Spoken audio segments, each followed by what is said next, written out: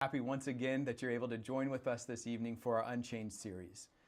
Throughout this series, we're taking time to gather around and listen to messages and testimonies of hope that people have found from being unchained from addictions. No matter what we've experienced in life, there's hope that we can have, and it's been such a joy to be able to join with you during these times to be able to hear how God can really change lives.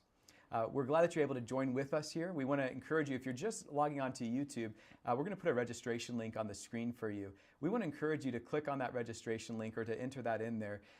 Everyone who registers each evening, you have to click on that link, will be registered to get a copy of our presenter, Pastor Richie Halverson's book, Unchained, or The Darkness Will Not Overcome. It tells his story of overcoming an opioid addiction. It's a powerful story, and we want you to be able to have one of those books. So we'll be doing a drawing for that, for those who click on that registration link tonight to be entered into that drawing. We hope that you do that. By clicking on that link, it'll also send you reminders for the upcoming programs. We're in night 3 of this 10-night series, so we have several more episodes coming that we hope you can be part of. Once again, we're glad that you're able to be here. As is our custom, we'd love for you to write into the comment section of the YouTube feed where you're watching from, whether that's Ottawa, Chattanooga, Cleveland. We want to hear where you're coming from. Go ahead and put that in the chat section if you'd like to. We're glad that you're here. We also wanted to mention for anyone who throughout the program tonight, or maybe even just starting it, we're going to put a slide up now with some emergency contact numbers for anyone who might be struggling with suicidal ideation or is looking for some resources for help in overcoming some addiction. Some great resources are on your screen right now. You can come back and watch these later if you need to re-find them. But we want to make sure that you're able to get that help if you're needing it. At this time, what we get to do is a favorite part of the program, where we get to do an interview. And this evening, I'm so grateful to have with me Cameron Saison. Welcome. We're so glad that you're able to be here. Thank you for having me, Pastor Nate. So it's been really fun to just sit here and be chatting with you, and just to hear a little bit of your story throughout the past few days. But before we get into your story, tell us just a little bit about yourself. Sure. Well, my name is Cameron. I was born in September 1983. Lived in Las Vegas, Nevada for 35 years. Moved out to Chattanooga in July of 22. I've been married now for 22 years to my saint of a wife, Michelle. Yes. We have 2 wonderful children, boy and a girl, 19 and 20. Been here ever since. Wonderful. Currently, I'm a paramedic. Wonderful, wonderful. Thanks for sharing that for us. And Cameron, you have a powerful testimony. It's a hard testimony with some difficult times in it, and I'm so grateful that you're able to come and share this with us. Your testimony is that you've been able to find freedom from drugs and alcohol. And my first question is when did that particular change start appearing in your life? At a very young age. I think I was about 7 or 8 when I had my first beer, and that progressed into much stronger affinity towards alcohol, towards drugs, cocaine, ketamine, marijuana, you name it, I've done it. And it just sort of went from there. That's right. So I remember you were sharing how there was just exposure to alcohol at first. You would find mostly drinking beer bottles around, but kind of collect them and get enough for you to have a full bottle yourself. So it was just, that was kind of available, and then you found yourself just trailing off and experimenting with other kinds of drugs as well. Oh, that's right. That's right. So that continued for a while, kind of just experimenting with stuff. But could you tell us about when did this actually start feeling like it was becoming an actual chain in your life, an actual addiction? Well, it was when I felt called to get into law enforcement, and I witnessed my first murder. And it really started to get bad for me at that point. It started off on weekends, and then it continued and morphed into an everyday type thing, an escape. Yeah. And it just got much worse from there. There was a point in my life where I had abstained from it, but it really started, I believe, in my early 20s when I was in law enforcement. So you were seeing some pretty challenging things, working in some challenging situations, and this is really going to continue to be a theme of your life. And so as you were experiencing some horrific things, kind of the crutch that started to develop, or the coping, was alcohol and drugs. Absolutely, 100%. That a very challenging thing. And so at a certain point, you just realized that you kind of felt like called to move up beyond being a correctional officer, and you started to become an EMT. Tell us a little bit about that. That's right. I was bound by the ability to go into people's lives and to try and make a difference in that. I loved that. I loved that aspect of it. As opposed to housing evil, I wanted to go out there, dashing into the fray, being one of those guys that people looked up to in an emergency situation, that was able to be calm, that was able to be collected, and actually move and have some type of purpose in reaching into someone's life. That to me meant more than anything. That meant more than gold and wealth and fame and all the prestige in the world. And I decided to get into EMS. So I went back to school. I became valedictorian of both my EMT basic and intermediate class, or now AEMT, which I heard was unheard of at the time. I started working in Las Vegas. To give you an idea of what the call volume was like, in 2014, we were the fourth busiest 911 system in the country. In the entire country? In the entire country. Wow. That's behind LA County, Seattle, and New York. Okay. So we saw everything, anything and everything. And as you were diving in, obviously having a lot of calls to respond to, professionally, how was it going for you? It was going great. It was going really great. I was exposed to a lot, and I was able to navigate that and was able to be some of the best of the best. And that turned into pride, and that was the beginning of my downfall. Well, explain a little bit more about that. Sure. So I was actually selected to get into a competition. It was a clinical EVOC competition for Las Vegas. Out of the region, we came out first place. Nationally, out of 7 regions, we came out third. Wow. So it was bragging rights for me. It was bragging rights for my partner as well. And that dove even further into it, because there was really no release. You know, we're a proud bunch, and when we see things, when we hear things, when we bear witness to those types of things, there's really no talking points in that regard. There is no speak to a confidant, speak to your spouse, speak to someone you know, especially your colleagues, because in EMS the bravado is don't talk about it. Move on. You guys are there to help. Yep. Move on to the next thing. That's right. Stuff it down. Move on to the next thing. But you were finding, as you were responding to difficult situations and just the stress of it as well, with a high call volume, moving on wasn't working. No, it was not. What was happening behind the scenes in your life? Escape. 100% escape. Anything I could get my hands on was a movement out of my own mind into a realm. And God's voice had grown silent because I had pushed him away. I had pushed him away for so long because I felt that I needed to be in control of my destiny. I needed to be in control of my release. I needed to navigate my life on my own terms. And it wasn't the greatest approach. It ultimately didn't work well for you. I know you said at a certain point you were caught stealing some IV Benadryl, 200 milligrams a night to sleep. And you said, if you know anything about Benadryl, a typical dose is 50 milligrams for an allergic reaction. You said you were beyond addicted. Oh, yes. You were caught taking this and you lost your job. Oh, yeah. What was that experience like for you? It was crushing. My world came crashing down. And like God giving his infinite chances and grace, I was given another opportunity to start again at a different company in Las Vegas. And I was actually given charge and made an operational supervisor. And my addictions continued. They continued without fail. So even though there was this pretty confrontational moment where you lost your job, ultimately as you got back into a career that really did bring you a lot of pride to be able to help people, you couldn't shake the addiction through it. You went back to using again. That's correct. It followed me wherever I went.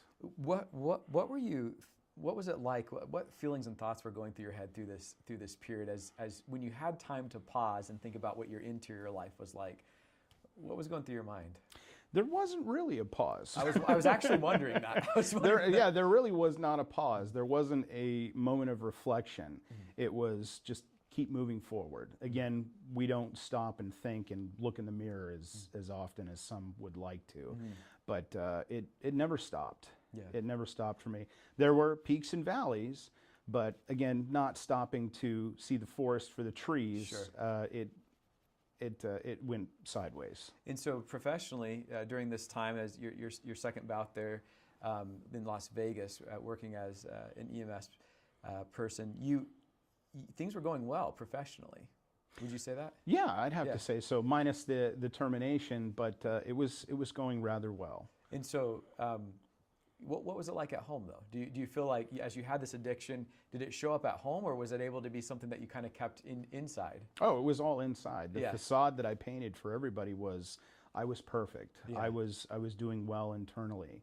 And if you ask my wife and children whether or not that was true, they would probably tell you the truth, that it was not, in fact, well whatsoever. At home, even though you could kind of keep it together and perform really well at your job, at home, shadows of addiction were coming out. It was apparent that things weren't right. Absolutely. Bouts of anger, especially while intoxicated, marijuana, alcohol, ketamine, and it just fueled the fire to my family, who had to bear witness to that type of thing. And it was not a good situation that they were in because of my addictions. Right. Now ultimately, was it 2002? Is that when you moved to Tennessee? 2022. 2022. What prompted that move for you guys? Well, a lot of it had to do with the October 1st shooting, Route 91. I wasn't there. Was supposed to have been on working that night, and I was actually on bereavement leave for my father's For those who death. may not know, right, just maybe one or two sentences, what shooting are you referring to? The Route 91 shooting in October 1st, 2017, our nation's largest mass shooting. Mm-hmm. Yeah. And so you see this happening on the news, and tell us a little bit about what was going on in your mind. Well, I was in the midst of grieving my father. I had gone to bed that night and turned off my phone for the first time in probably years. I woke up rather early. It was about, I'd say, 6 a.m., and I turned my phone back on, and there was about 100 missed text messages. You know, huge mass casualty incident on the Strip, all available EMTs and paramedics come to station. And I turned on the news, and there had been a few dozen that had been counted as deceased at the time. And I was watching, and I thought to myself, what did I miss? What did I miss? I had always mentally prepared myself in order to perform. You know, how many people can my rig hold? How many tourniquets do I have? How much fluid do I have? You wanted to be ready for something like Absolutely. Where's the nearest? Yeah, where's the nearest hospital? What can I do? And I missed it. And that carried with me, sort of the survivor's guilt. And coupled with the fact that everywhere I turned, there was always some memory of some horrific call that I had ran. You know, there's the corner where XYZ happened, there's where this happened. And marijuana had been legal in Las Vegas for several years, and I wanted to escape it. So my family and I, we did some Googling, and we found that Chattanooga was one of the happiest places on earth in our country. You went from a population of 1.8 million to 180,000. And it was the new breath of life that I was hopefully looking for, but my life followed me. And that's the tragic part about it. You guys moved out here. You were able to get another job, but tell us a little bit about this. It's after you moved here to Chattanooga. That's when you feel like you hit your rock bottom. Tell us a little bit. Well, I had been injured in 2019, and it sort of precluded me from being back on the rig. And after I had received surgery for my neck, I said, I'm never going back on the rig again. And unfortunately, there were no hospitals or in-hospital or colleges that were available to teach at, so I decided to go back onto the ambulance, or as they call, back on the rig or on the box. And I started working 24, 48, and 72-hour shifts. And the nightmares ensued, both while I was awake and while I was asleep. And it was seldom in between where I actually had sleep. And it started to spiral out of control. And even though marijuana is not legal out here, I still found outlets to find my drug. There's a will, there's a way. And I certainly had a strong will to escape. And it was the wrong thing to do. It really was. And it became my downfall in the very end, where things sort of exploded for me. In your mind, there's just a very clear day, August 7, 2023. August 7th, 2023. While under the influence of bath salts, marijuana, and alcohol, I beat my wife nearly half to death. I don't remember much. The one thing that I do recall is getting a taser probe to my back and spending the next 60 days in jail. And I died that night. I hit the ground so hard that I bounced. And it was a slew of foxhole prayers for the first couple of weeks. God, please save me. God, please deliver me from this.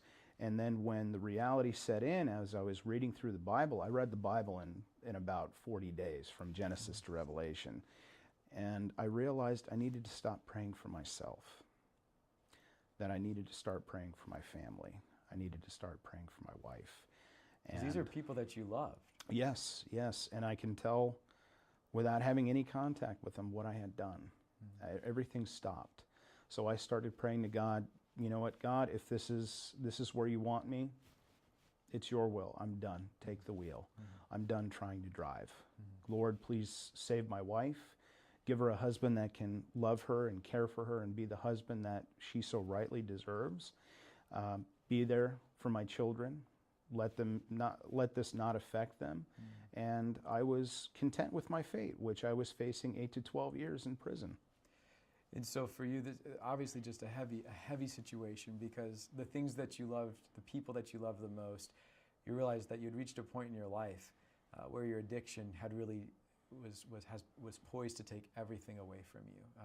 Because I've heard you speak of your wife and how much you love her, and how horrified it must have been to realize you're finding yourself having hurt her in ways you just wish would never have happened. And you're sitting in the jail cell. You're ready to lose your wife. You're ready to lose your kids. You're ready to lose a job that you have found fulfillment in, a desire to help, and ready to lose your freedom. All of that's taking place. And while you were there, it sounded like you said you kind of resigned to that a little bit. But what happened next? Well, you grieved those things. And when I was at my wit's end, when I knew that this is pretty much it, I knew that I was more than likely going to die in prison, I was given a second chance. I was allowed to go back to rehab, or go to rehab for the first time. I had never been to rehab before in my life, and it was an eye-opening experience. And by the grace of God, I was able to recover. And I was able to abstain from my addictions and find out what was wrong with me, and the fact that I didn't have God in my life. And now that God is number one in my life, things have fallen into place, and He's returned to me tenfold what I had before. He's given back everything to me. That's incredible. And so in your darkest moments, and the darkest moments for your family, it looked like you guys were going to just lose everything. And at that point, it kind of felt like maybe that was the best case option for you to go to prison, is what you were saying. If that's what needed to happen, so that your family could have someone else there. And yet, in a turn of events, you were able to go to rehab. You were able to get clean from these addictions. And tell us what happened with your family and your job and everything. Well, they, of course, were a bit apprehensive at first when they found out that I was let out. My children were not in favor of it. They did not want me back in the house. My wife was on the fence. She, through pleading of many friends and family, were pushed to divorce me, and she still stuck with me through it. So the recovery portion of it was miraculous. And it was exactly that, nothing short of a miracle. That one, I was allowed to survive. Two, that my wife and children were not exactly welcoming at first, but in contrast to where we are today, you never would have guessed it happened in the first place. So how would you describe your relationship with your kids and your wife today? Godly. Godly. Godly, absolutely. My children know that I fear God. I put Him number one, that Jesus saved me. And they see that through example, and they are being led down that path as opposed to the path that I was carving for them previously. That's incredible. And the situation with your wife, how is that? It is absolutely 100% healed in my part. Yeah. Now, there are some scars that have been left with my wife. Has she forgiven me? Yes. Will she ever be the same? Probably not 100% back to where she should be. But we are working through, and she's forgiven me. And we have a beautiful marriage. We've been married now for 22 years. Yeah. She is a gift that God bestowed upon me directly. He said, here's your wife. And I initially said, And now I thank God for every moment that I'm able to spend with her and my children. Yes. And it is so amazing. You've experienced this transformation, and I'm so glad to hear from it. For someone listening tonight who's wondering if they could ever be unchained from something, what would you say to them? Look at me. Yeah. It's not going to be easy. It is going to take a lot of effort on your part, and it is going to take a lot of faith in God, but let go. 100% let go and allow God to take over. It is His will, not yours. And I struggled with that. And if you feel that you are suffering from these hurts, hang-ups, and addictions, seek God. Because to be unchained means to be free. And that is how I feel. Cameron, I really appreciate you sharing this story, and I appreciate your family being willing for you to share this story as well. It's a story of, like I said, it's a hard story, but it's a story of hope. And I really appreciate you sharing that. Thank you so much. Thank you so much for having me, Pastor Nate. Absolutely. For those of you watching, we're going to have an opportunity at the end of our program tonight for you to do some Q&A for us. We invite you to use the link in the video description where you can anonymously ask questions. We'll try to get to as many as we can, where we can answer some of those questions. But right now, we want to turn to the next part of our program this evening, which is our next teaching from Pastor Richie Halverson. We invite you to enjoy that now, and we'll return with our live Q&A in just a moment.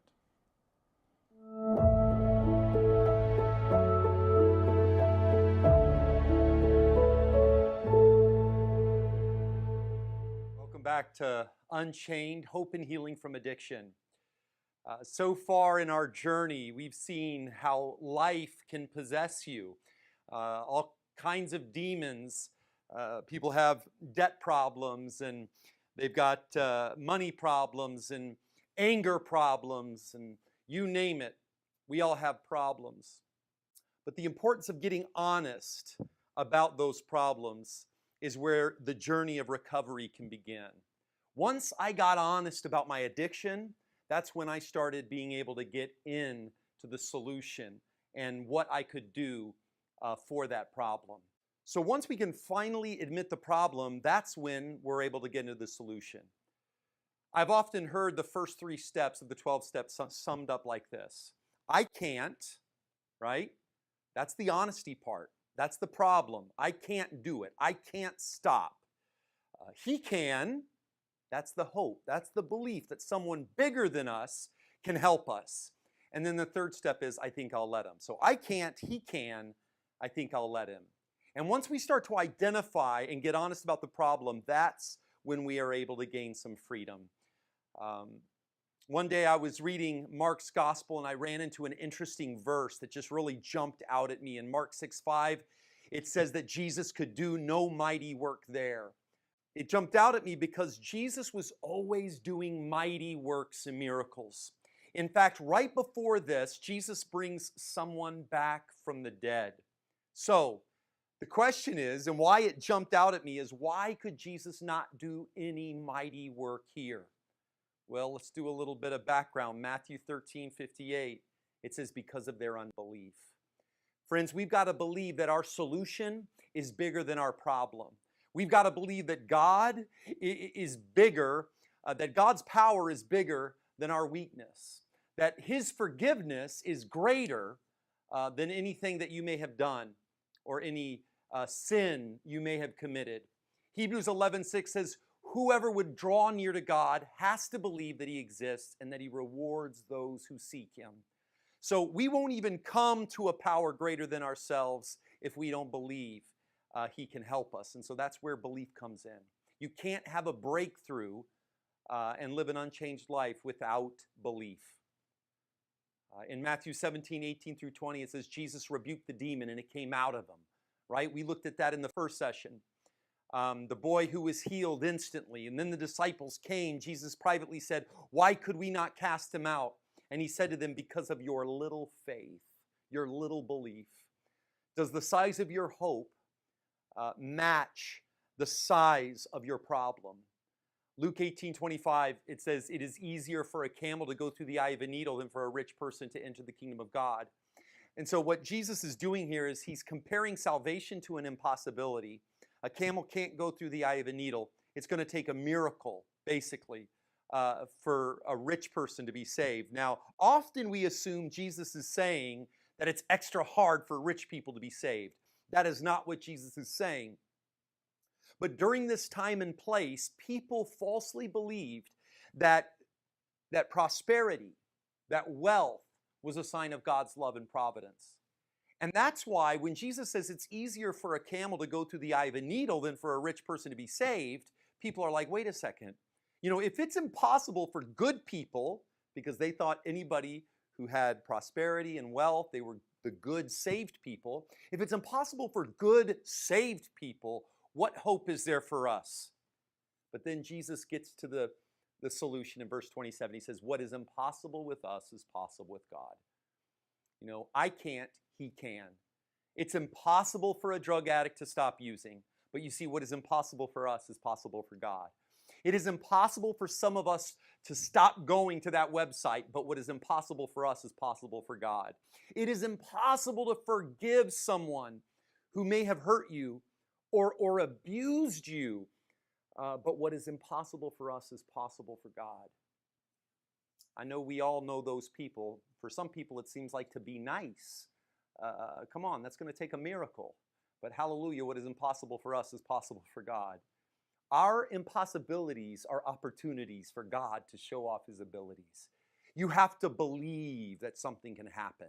You have to believe that there is something stronger than you are that can restore you to life and to sanity.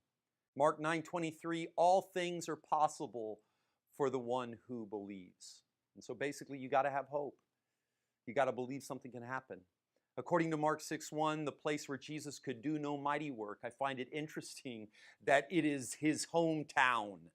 The people that were the closest to Christ had the hardest time believing in Christ.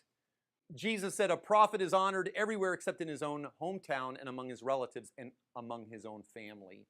Have you noticed the hardest miracles to believe in are the ones closest to home? We can believe a stranger on TV can change, but with our own family, oh, no, they'll never change. They'll always be that way. Sometimes it's hard to have hope in a neighborhood that we've always lived in a dysfunctional home we grew up in. It's hard to believe in a miracle with the people we work with and the spouse maybe we live with. It's hard to believe in a miracle with the familiar because all we've ever seen is dysfunction. It can be hard to believe that something can happen differently. And often people think, well, yeah, but Jesus was different. I mean, he was the Son of God, right? No. Jesus, this is what's so cool about the gospel.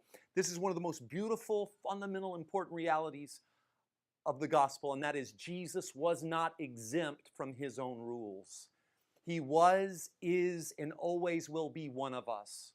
So if you've ever been ostracized by your family, well, so was Jesus. Have you been rejected by friends, talked about, laughed about? So was Jesus. In John 1:11, it says, he came to his own and his own people did not receive him. You see, they couldn't believe that a miracle, the miracle of the Messiah, could show up in their town, in their time, in their family, and in their lives. And let's be real, often we don't believe a miracle can happen in our town, our family, and in our lives. Nathanael, one of the disciples, when he hears about Jesus, he makes this statement, he didn't believe anything good could come out of Nazareth. Think about that. The greatest good to ever live came from a place no one believed anything good could come out of. And what's interesting about that is, according to John 21:2, Nathanael, the guy who says, can anything good come out of Nazareth? That guy, he lived and was from Cana. Well, Cana was Nazareth's neighbor. So Nathanael can't believe anything good can come out of something so close. Maybe you've heard about God changing other people's life, but you don't believe he can change your life. You know what? Hey, maybe you've heard about God, but you don't even know if you believe in a God. That's okay. If you can just believe a little bit, if you can just open yourself up to this idea that, you know what, maybe there is someone stronger than me, outside of me and my insanity, that can restore me to a better way of life. Because friends, if you can believe it, I promise you God can do it. And if Jesus could come out of Nazareth, something good can come out of your bad situation. Something good can come out of your life. If Jesus could break through the history of Nazareth, Jesus can break through your family history too. Stop telling God what he can and cannot do. Stop telling him who he can and cannot save. Let me tell you, if God rescued me from opiate addiction and continually, daily, continues to change my life, then he can do it for you. John 7:5 says, not even Jesus' brothers believed in him. Those that were the closest to the miracle missed it the most. Mark 3:21 says that when his family heard it, they went out to seize him, for they were saying, this guy is out of his mind. Now, this word for seize means to control. And so Jesus' own family tried to come between him and his plan. Don't let anything come between you and God's plan for you. Don't let someone else's lack of belief get in your way. Don't let the chain of someone else's dysfunction hold you back. Mark 6:6 says Jesus kept on teaching. So even though this town, he could do no mighty work there, Jesus didn't get discouraged. He didn't give up. He just kept on teaching. You know, maybe you've tried to quit 1,000 times. Keep on trying. You know, maybe you tried to pray 1,000,000,000 times. Keep on praying. Keep on hoping. You may have gone to treatment 12 times already. Give it another try. If you want God to do a mighty work in your life, then you have to believe that God can do it. You got to believe that a miracle can actually happen. Regardless of how bad the situation may look, if you can believe it, there is a power that can set you free from the dysfunction or the addiction in your life. There's this neat story in the Bible where the father of an epileptic brings his son to Jesus. Mark 9:23 through 24, Jesus says to him, if you can believe, all things are possible to the one who believes. And in verse 24, immediately the father of the child cried out and said, I believe, help my unbelief. So he believed a little bit, but you know what? All he's ever known is his son who had a condition, who had an ailment, who had a struggle. All he knew was the problem. That's what he had only known. His son was born with this condition, and so that's all he knew. So he had a little belief, but he had a little bit more unbelief. And so he recognized, he got honest. You know what? I think I believe a little. Help my unbelief. If you just have enough belief to open yourself up to something new, there is a power that can restore you to sanity. I had recently been kicked out of a halfway house. This was towards the end of my addiction. I was living in my car. I had been in and out of treatment. I was on the verge of giving up. I couldn't go home for obvious reason. My wife couldn't trust me. My family couldn't trust me. Nobody could trust me. And I remember I was there living out of my car, and I had the opportunity to go to treatment. I had recently, the county sheriff had told me I had another warrant for my arrest, and that after Christmas I should turn myself in, because it was actually Christmas Eve. That I should probably turn myself in because after Christmas, because I was going to be going away for a little while. And so I had the opportunity of going to treatment, and I thought, well, go to jail, treatment, I think I'll go to treatment. And so I went to treatment, and I had been to treatment so many times before. I felt cursed. I felt like nothing was going to change. But I'll never forget it when I was in my car there, and I just felt completely spiritually, emotionally, mentally bankrupt. In the darkness, I heard God say, look, just believe. Just believe enough to try again.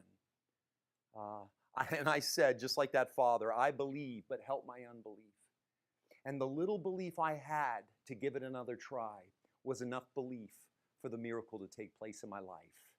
And that's when I started working that process of recovery, and my life began to be unchained from the addictions that I had dealt with for years. In 1 Corinthians 15:7, it says, after Jesus' resurrection, he appeared to James and then to all the apostles. Now, there are a number of people in the Bible named James, but most people agree that this is Jesus' brother, which gives me hope. Because the same person that John 7:5 says didn't believe in Jesus now believes in Jesus. He begins his letter in James 1:1. He says, James, a servant of God and of the Lord Jesus Christ. So the same one who didn't believe in Jesus now believes in Jesus, and a miracle is taking place. He's unchained from his unbelief. According to the Jewish historian Josephus, in AD 62, a mob takes James, the brother of Jesus, to the top of the temple. They want him to renounce his belief, his faith, the same guy who used to not believe in Jesus, to give in, to give up. But James looks out, and it's recorded in history that he says, why do you ask me about the Son of Man? He dwells in heaven at the right hand of the mighty power, and he will come in the clouds of heaven. He did not renounce his belief. No longer is he chained by hopelessness and fear. He's no longer chained by closed-mindedness. Belief has opened a door to a new reality. Where once no mighty work could be done, now a miracle is taking place. Belief has broken through the paralyzing chain of James' unbelief. Hope has broken through hopelessness. And that's why James is the one who writes, but let me ask in faith without doubting, for the one who doubts is like the wave on the sea that is driven and tossed by the wind. For that person must not suppose that he will receive anything from the Lord. Blessed is the man who remains steadfast under trial, for when he has stood the test, he will receive the crown of life, which God has promised to those who love him. Stop putting limitations on God's power. Stop getting in the way of your miracle. Don't let doubt and unbelief stop you. What is impossible for you is possible for God. Look at James, the brother of Jesus.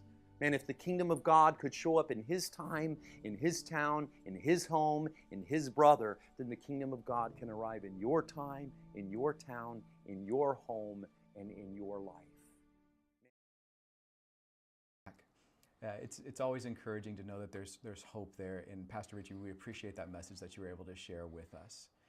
At this time, we want to turn our attention to being able to answer some questions. So we want to remind you, if any of you viewing right now have a question that you'd like to see discussed here, particularly might be part of Cameron's story, we want to invite you to use the link that's in the description of the video. You can click on that and it takes you to a Google form so you can anonymously ask questions there. We'll try to get to as many as we can this evening. So Cameron, thanks again for sharing. And one of the questions that I wanted to start off with here is that as you were going, addiction was part of your life for quite some time. Like you said, there were some peaks and some valleys, But did you ever feel like freedom from your addictions was just not going to be possible for you? Absolutely. Absolutely. It was a prison I had made for myself. I felt that I would never be not sober. I felt that every day was going to be some kind of intoxicant in order to escape. Great question. I never thought I would get sober because I've been not sober for so long, since I can remember. Right. So it just was, for you, as you envisioned your life, it just felt like, hey, this is just going to be part of it. Yeah, absolutely. There wasn't a day that went by where I thought of the future. What am I going to get next week? How am I going to do it? Yes. Where am I going to do it? Am I going to do it in secret? Am I going to be doing it at a party? Am I going to X, Y, Z? Yes. Whatever it was. And it was always a part of my life. And so I wonder, with that in mind, as you were going to rehab, we were just talking about this just a moment ago, was it hard for you to feel, did you feel like rehab was not going to work as well, or did you have hope that rehab would work by the time you went into it? Well, rehab had never been on the table for me. I Okay. never thought that I was at a point where I needed to go to rehab. But of course, by the time I went to rehab, it wasn't a choice for me. Right. So my advice would be to seek that help out before it doesn't become a choice. Yeah. In a sense that, one, you could perish, Yes. or two, you end up in a bad situation legally. Where it's forced. Yes, basically. absolutely. Yeah. But yeah, rehab was never on the table for me in the back of my mind. It never was, because in my mind, I didn't have a problem. Oh, so really until some of these parts, it just felt, it didn't even come up as being an actual problem. Nope. For many of those years. Not at all. Yeah. Not at You all. felt like it was under control type of a thing. Outside, Yeah. looking in, it Yeah. was a big problem. Inside out, no, not a problem. Yeah. And I know for a fact, and my wife and kids have told me this later on, they had wanted to tell me for so long that they thought I had a problem. But they were too scared to tell me because of my temper and because of the alcoholism and what I would do Yeah. in response to that. Right. So I don't blame them for not mentioning it. But ultimately, I'm glad that I did, Yeah. because it's changed my life. That's wonderful. Speaking of that part with of rehab, one of the questions I have, it says, I'm in recovery and it's so hard at times I feel like giving up. Any suggestions on what to do when I feel like that, or what should I do? So essentially, someone's saying they're in rehab, it's hard, and they feel like giving up. Any advice? So I akin that to being comfortable with being uncomfortable, if that makes any sense. You are going to be uncomfortable daily. There's not a day that goes by where I don't think about that habit, where I want to drink, where I want to do drugs. It's going to be a daily struggle, whether you want it to be or not. But ultimately, if you continue to stay sober, if you do whatever program that you're doing, whether it be rehab or 12-step, whatever it may be, you stick with it. I've heard it said, and this is such a good quote, whatever effort you put in to finding drugs or alcohol or whatever, put that same effort into your recovery. That's well said, because it's a whole system of contacts, of work, sometimes hiding things. Use that same energy to focus on running the program. Yes, absolutely. You have to do it. You have to do it, because ultimately you're going to die. That's the reality of it. If you don't take care of it, it will take care of you. Yeah, And you don't want it to. right. It's a humbling thought. Another question that came in is, do you still have struggles today, and what advice would you give if someone went through rehab but found it hard to stick with? Yes. Yeah. It is absolutely still hard to deal with. But again, as time progresses, the heheaviness gets much lighter, much lighter. And I'm sorry, what was the second part of the question? Again, and you maybe touched on this just a little bit, but what advice would you give if someone went through rehab but find it hard to stick with it? Taking that first step into rehab is going to be the majority of the battle. Making your way through it is a whole nother set of circumstances, because you really do have to stick with the program. And again, when you are in the mindset of, I want to grab the steering wheel, I can handle this, I can control it, well, there's a reason why that you are going to rehab in the first place, because your plan of action did not work. So maybe someone else can do it. Maybe this will work. Follow the program, do what you need to do in following that to the letter.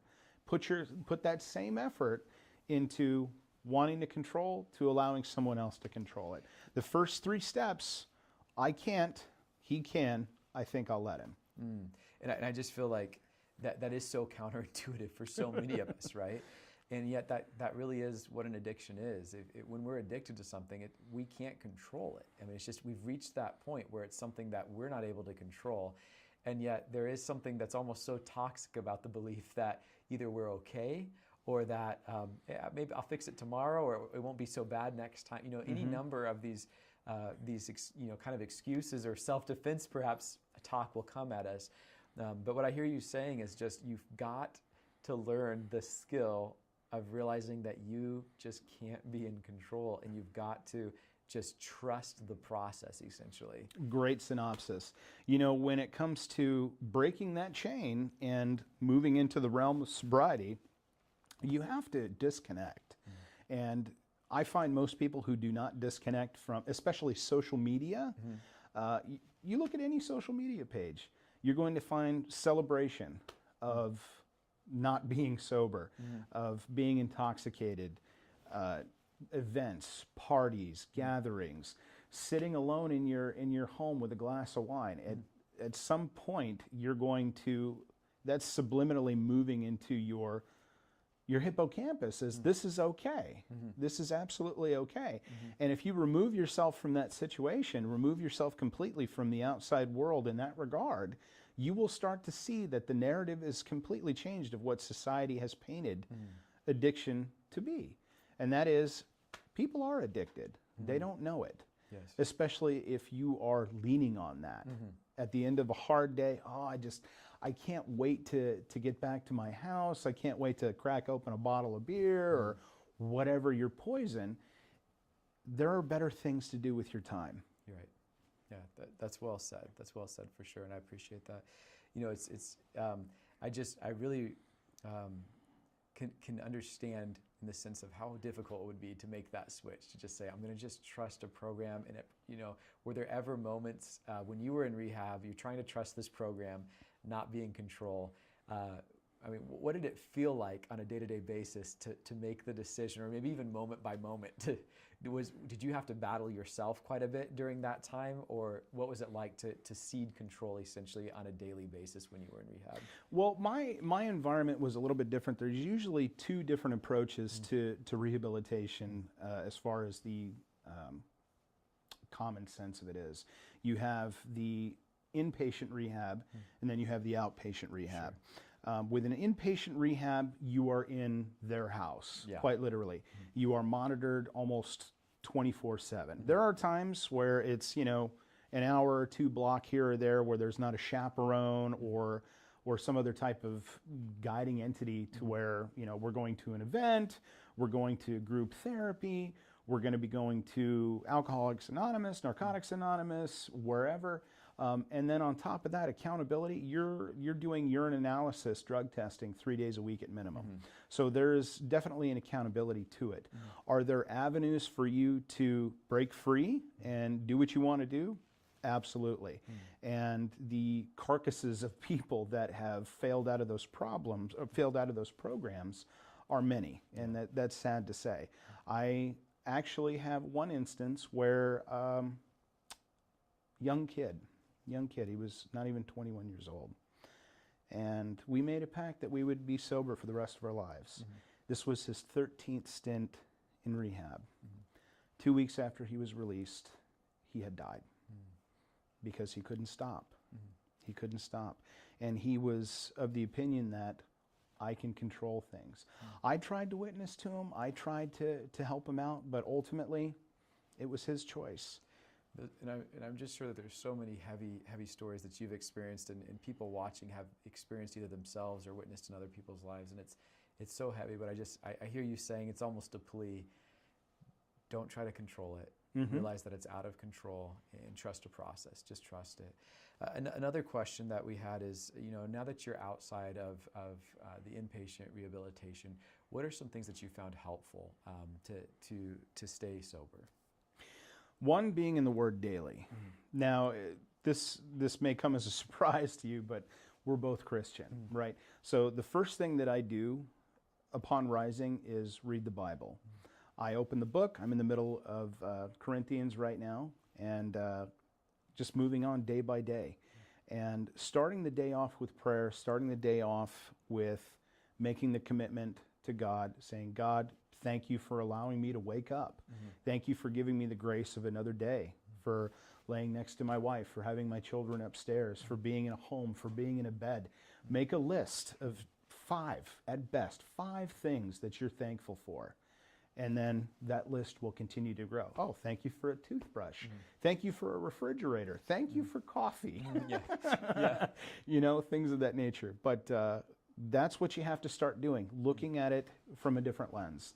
Not what God can do for me, but what you can do for God, and the rest will follow. I appreciate you sharing that. Thank you so much. Well, Cameron, we're at a point in our program where we're gonna pull it to an end. But once again, we appreciate so much you so generously sharing your story, and really it's a story of what God's done in your life and in your family's life. We're so grateful to have you as part of this community here in Chattanooga, and glad that one of the happiest places in the country to live is panning out for you guys now. So pleased to hear that. So thank you so much for your time. Thank you so much for having me, Pastor Nate. I hope somebody out there heard this and they make a change. It's my hope as well. My hope. Hey, we thank you for tuning in this evening. And we do want to do, it's time to do our live drawing for this book, The Darkness Will Not Overcome. It's from our presenter, Richie Halverson. His story about battling and ultimately, through the power of God, overcoming opioid addiction. This is a signed copy of it. And this evening, Loretta, you are the one who has won this. So I'm going to email you to make sure to let you know how you can get this. But Loretta, you won this. Thanks for joining in this evening. And we'll make sure you get this copy. We're going to continue to meet at 7:15 every night for the rest of this coming week. We have 7 more sessions that we're going to be meeting, and we hope you can join us right back here again tomorrow evening at 7:15, where we hear more stories of how God's brought freedom into people's lives and has helped them become unchained. So wherever you're at in your journey, perhaps you're supporting someone, trying to know how to support someone with addiction. Maybe you're experiencing an addiction right now. This evening, our hope here is that you realize that there is hope. There's always hope, and there's healing available. We want to encourage you to continue to move forward towards that hope. Thank you so much for your time. We hope to see you tomorrow here at 7:15. Take care, and God bless.